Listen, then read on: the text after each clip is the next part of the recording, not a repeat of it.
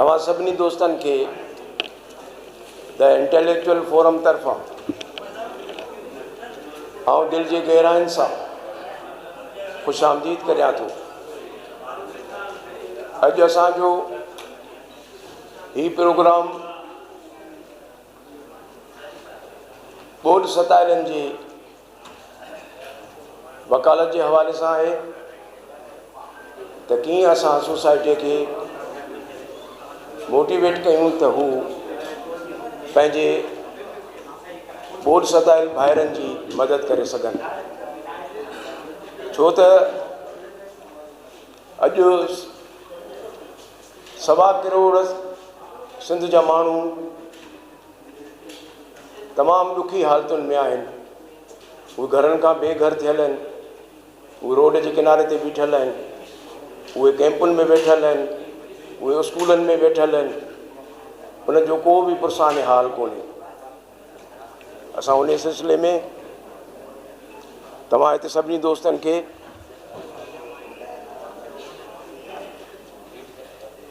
गुज़ारिश कई आहे ऐं तव्हांखे सॾु ॾिनो आहे त अचो ऐं गॾु थी करे हिकिड़ो आवाज़ु बुलंद कयो त बोर्ड सताइलनि जी मदद करियो। अॼोकी इन निशस्त जो जी सदारत द इंटेलेक्चुअल फोरम जो सदर साईं मसूद नूरानी साहब कंदो। मां मसूद नूरानी साहब खे गुज़ारिश कंदुसि त उहो अचे ऐं अची सदारती कुर्सी संभालीनि ऐं ईंदड़ महिमाननि खे ख़ुशि आमदीद कनि। जनाब मसूद नूरानी साहब। नूरानी साहब कंहिं बि तारीफ़ जो मोहताज कोन्हे। नूरानी साहब सिंध में स्टूडेंट पॉलिटिक्स खां वठी सियासत में मुतहरिक रहियो आहे ऐं हमेशह सिंधी माण्हुनि जी ख़िदमत कई अथईं। अॼोकी हिन महफ़िल जी महिमान ख़ासि सिंध सरकार जी सोशल वेलफेयर खाते जी मिनिस्टर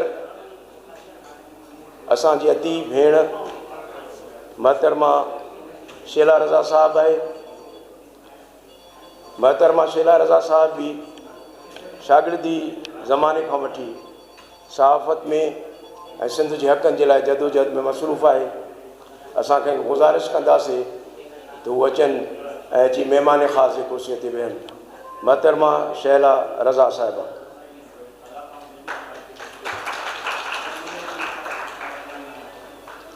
हींअर आउं गुज़ारिश कंदुसि पंहिंजे हिकु दोस्त साथी सीनियर वकील आहिनि, हिननि जी बि सिंध जे हवाले सां तमामु डिघी जदोजहद आहे। GA सिंध महाज़ जा चेयरमैन आहिनि साईं अब्दुल ख़ालिक जुनेजो साहब खे गुज़ारिश कंदुसि त उहे एज़ाज़ी महिमान ख़ासि जे सीट ते अची वेहनि।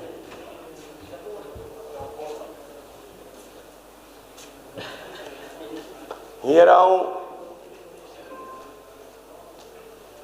सिंध सतह ते हिकु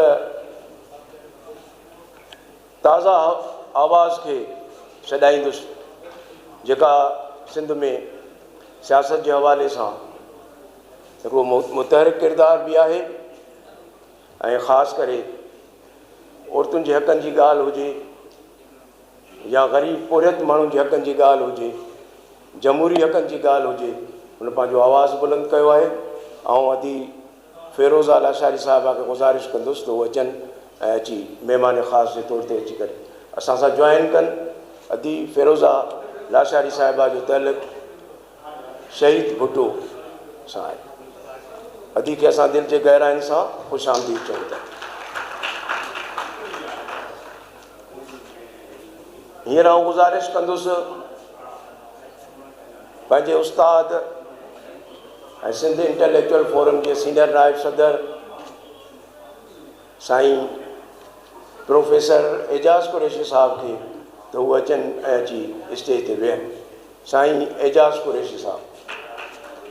साईं एजाज़ कुरैशी साहब कंहिं बि तारीफ़ जो मोहताज न आहिनि। तमामु घणनि किताबनि जा मोहक़िक़ आहिनि। सिंध यूनिवर्सिटीअ में इकोनॉमिक्स जा प्रोफेसर रहिया आहिनि ऐं असांजा उस्ताद रहिया आहिनि ऐं इंतिहाई अदब एहतराम सां असां हीअ गुज़ारिश कंदासीं त अचनि अची स्टेज ते एज़ाज़ी महिमान ख़ासि जे तौर ते तशरीफ़ रखो।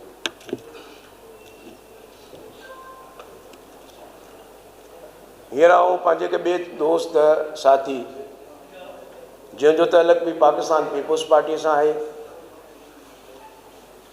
हू कराची में कराची जे सचल ॻोठ ऐं जेके असांजूं सिंधी वसदियूं आहिनि उन्हनि में तमामु मुतहरिक किरदारु आहे हुनजो ऐं जमहूरी हवाले सां ऐं माण्हुनि जे ॾुखनि सुखनि में भरपूर किरदारु अदा कनि था।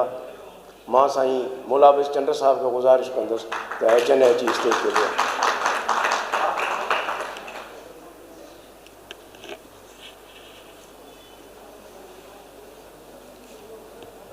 हींअर आउं गुज़ारिश कंदुसि पंहिंजे ॿिए साथी दोस्त जंहिंजो बि समाजी तरक़ीअ जे हवाले सां सोशल डेवलपमेंट जे हवाले सां सुठो कमु आहे ऐं सॻा कराची शाख जा जनरल सेक्रेटरी आहिनि जनाब ग़ुलाम अकबर मलिक साहब खे गुज़ारिश कंदुसि कि उहे अचनि अची स्टेज ते वेहो।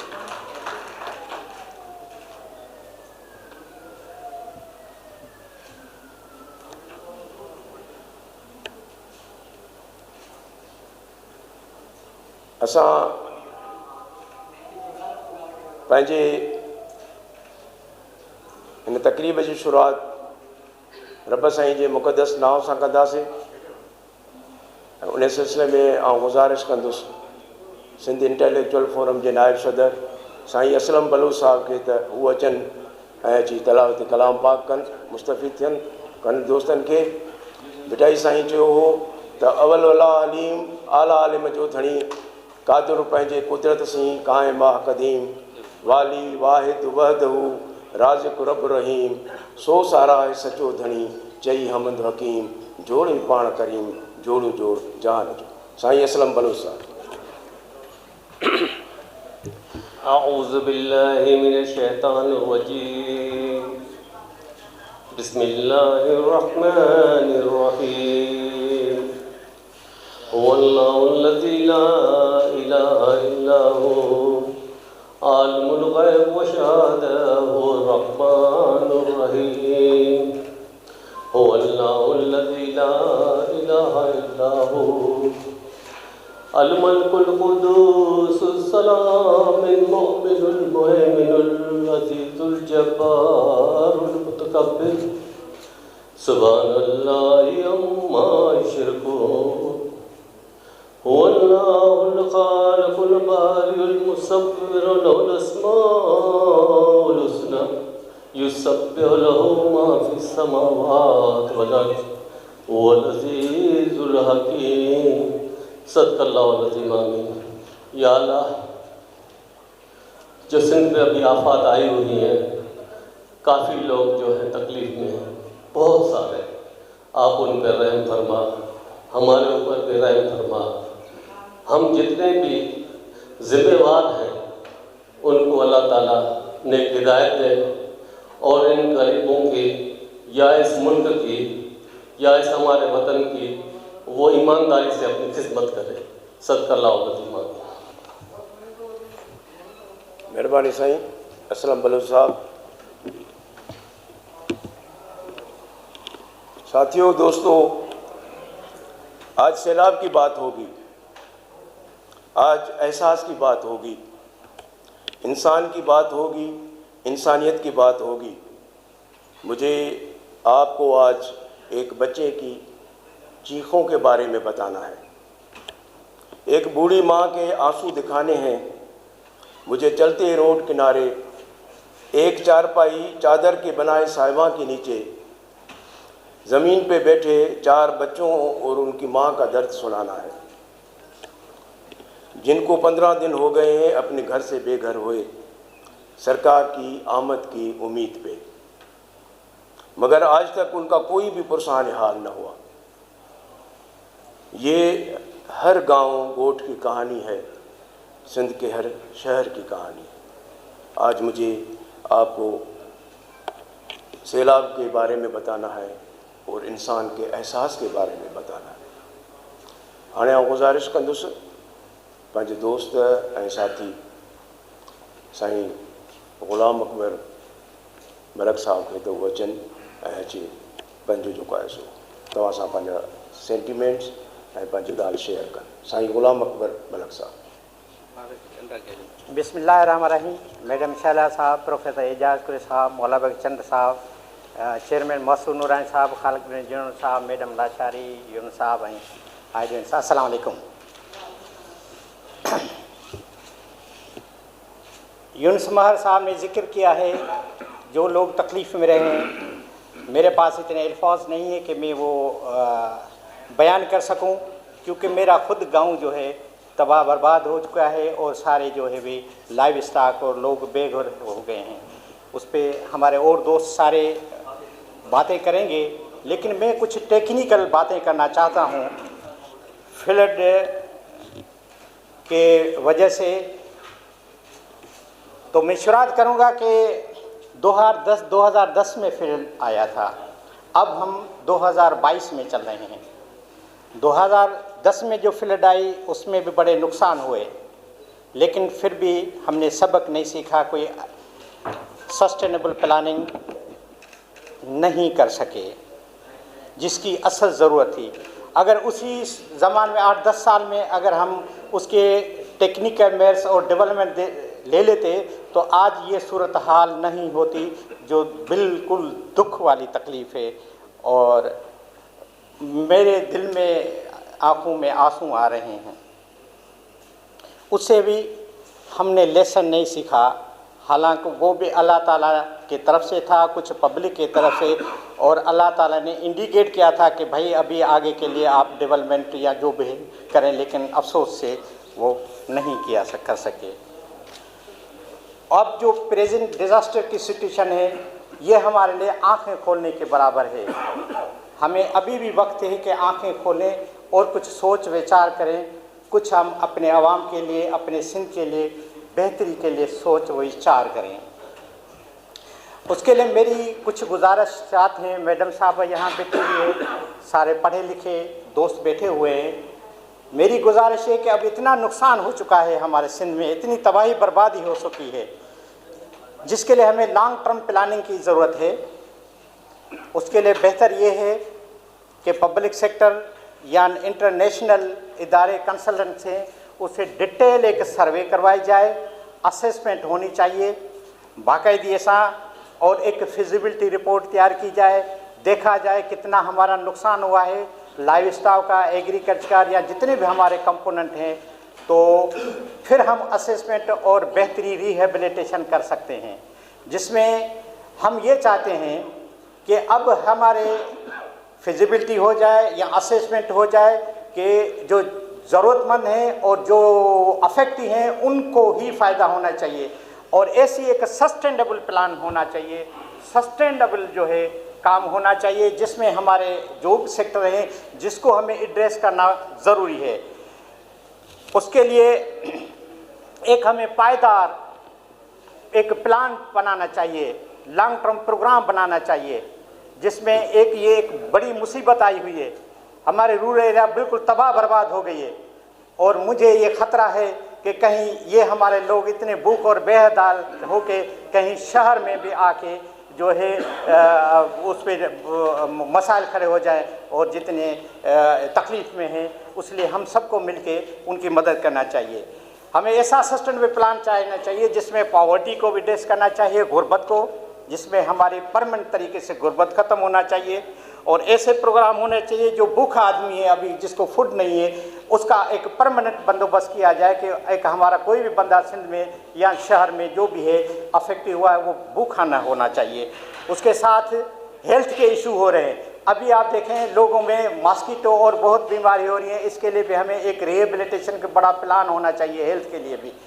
और उसके साथ हमारे एजुकेशन, अब बहुत सारे लोग अब एजुकेशन सेक्टर स्कूल कॉलेज में आए बंद हैं, हमारे इस एजुकेशन पे असर हो रहा है, तो एजुकेशन के लिए भी एक पायदार प्लान होना चाहिए।